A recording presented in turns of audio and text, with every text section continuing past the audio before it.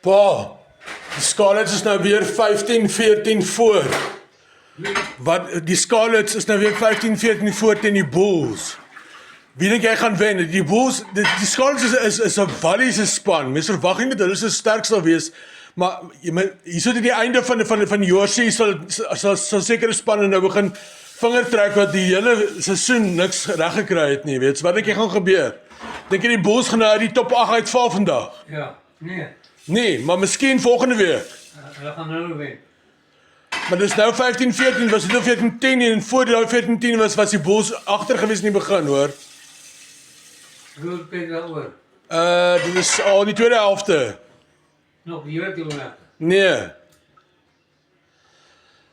Kyk, dit is net 1 punt verskil en die Scarlets is nie so goed oor die algemeen nie, hoor. So ek dink die Bulls staan 'n beter kans as wat party mense dink hulle staan, maar kyk ek wil net hê die Bulls moet wen want die ander sou baie graag wou gehad het. Ek weet dis 'n sensitiewe issue, pa, maar mens moet dan bid vir sulke goed, hoor. Ek dink die Bulls gaan wen, hoor. Ek dink die Bulls gaan wen. Wat dink Andrei? Dink die Bulls gaan wen? Daar is die score. 14 vir die Bulls, 15 vir die Scarlets. En daar skop die Bulls om nou weer 'n bietjie vel. Wat dink Andrei gaan gebeur? Ek is in Tanjani se kant, hoor. Sy was 'n